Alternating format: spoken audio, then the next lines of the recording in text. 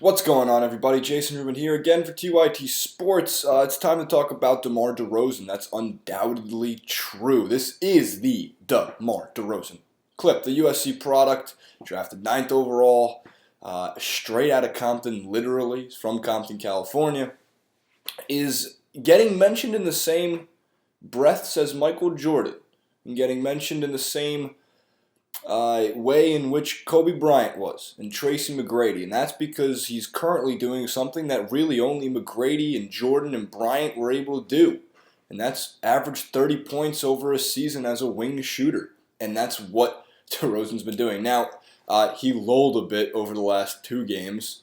I'm saying that sarcastically. You can't have every game over 30 points in a season. That would be pretty impressive. But he finished with, I believe, 25 or 26 against the Clippers last night in the loss. Shooting this on Tuesday, that happened on Monday.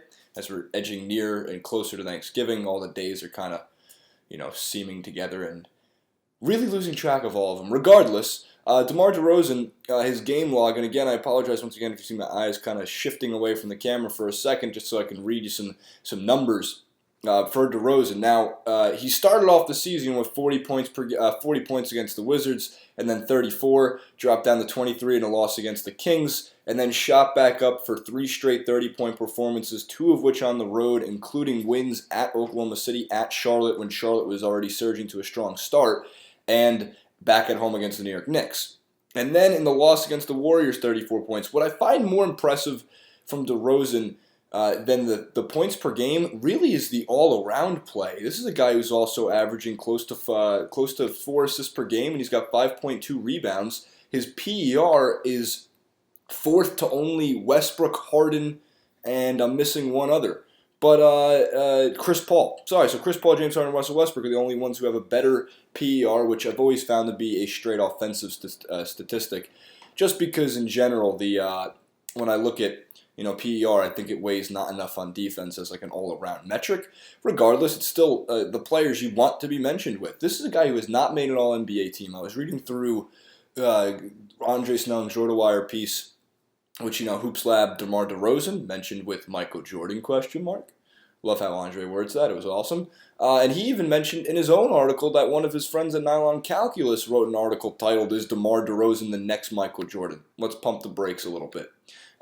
He's not going to be the next Michael Jordan, but he's going to be in the same, category this year, maybe next year, maybe the year after that. But the thing is, he's 27 years old. It's his 8th year in the league. So it is a pretty surprising, crazy outburst. Now, there's a couple of different factors that might have gone into DeMar DeRozan playing so well so far. For one, the Olympics, Team USA in the Olympics, he obviously had a great impact on that team, and I think the team had a great impact on him. The mid-range game, I think he worked a little bit more so with players that maybe he hadn't worked with so much in the past, and I'm talking about Carmelo Anthony. When I look at his mid-range game, now they're not similar, but Melo's always been somebody to mentor the youth, especially, and I can't even consider DeMar DeRozan the youth when it comes to Team USA basketball. So I think a lot of it's just coming down with the guys he played with. Paul George, for example, at Team USA basketball, and you watch the game itself, and I got to say, he does look a little Kobe-esque, and I mean, I should say a lot Kobe-esque. And if you're saying he looks Kobe-esque, then you're really saying he looks Jordan-esque because Kobe stole his moves. I see a little bit more Kobe in DeMar DeRozan when it comes to that turnaround mid-range jumper. It's devastating. Now, what I also find impressive is that this nice uptick that he's had. So as Andre mentioned, in terms of his year over year, he took a big leap last season from the season before. He went up 3.4 points per game from 2015 to 2016, and he also went up 4% in true shooting. So again, numbers heavy clip here, but it's also one of the things that DeRozan is doing remarkable things. 8 of his first 9 games with 30 plus points. That's Michael Jordan. I think he became the first guy since Jordan to do it. So the questions are, can DeMar DeRozan lead the league in scoring? Yes. Will he? It's going to be close with guys like Westbrook and Harden, shooting and playing the way they are. But it's also going to start becoming a real conversation. And I'd say 10 more games, if DeRozan is still, knocking down 30 points per game all the way through this point and shooting at that 50% mark and that 59% true shooting mark while being devastating from the free throw line at over 90%, then you can start saying, is DeMar DeRozan going to be the MVP of the league? Now, I know that's going to make Raptors fans extremely happy to hear, and they've been saying for a long, long time that DeRozan's been an MVP candidate. Well, this is the year where he actually looks like someone who can actually win it. Now, a lot of it, of course, is going to come down to a million other factors. Have you seen Russell Westbrook's numbers? Yeah. 31 points, 9.7 assists, I think, or rebounds, and 10.4 assists. Have you seen James Harden's numbers? I mean, they're literally DeMar DeRozan's numbers on steroids all around. But a lot of what's going to come down to, as I've been told over and over and over again, how the voters work, and you're talking to somebody who knows a decent amount of these voters, how the voters work is that they won't vote an MVP who doesn't finish number 1 or number 2 seed, or at worst a number 3 seed in their respective conference. We might have a different animal this year, but if that's the argument you have, well, you might have a decent one when the Raptors finish with the 2 seed in the Eastern Conference, because right now the rest of the Eastern Conference still does not look.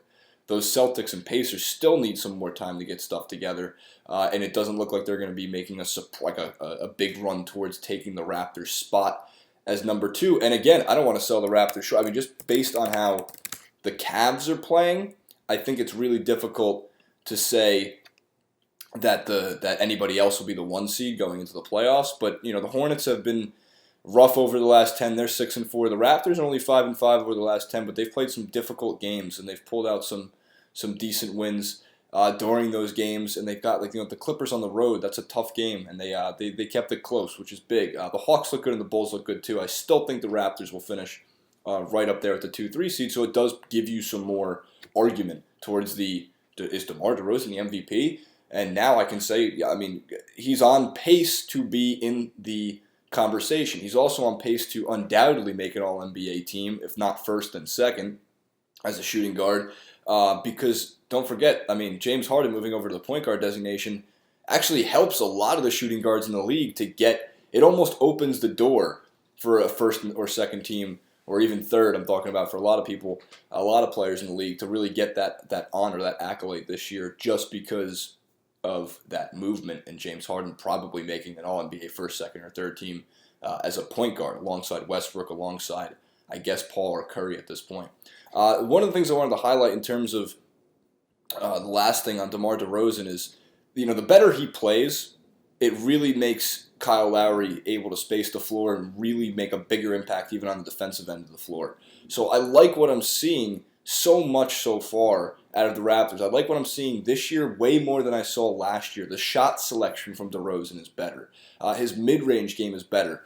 He's found what works, and I think that's great. If he's not trying to establish himself as a three-point shooter and the Raptors want to run their offense and most of their scoring usage out of DeRozan in the mid-range and they can win games, if it ain't broke, don't fix it. Dwayne Casey should continue with that method at least. So that's about it on DeMar DeRozan. All right, that's it. Comment below. Like, favorite, subscribe to the video. We'll see you next time.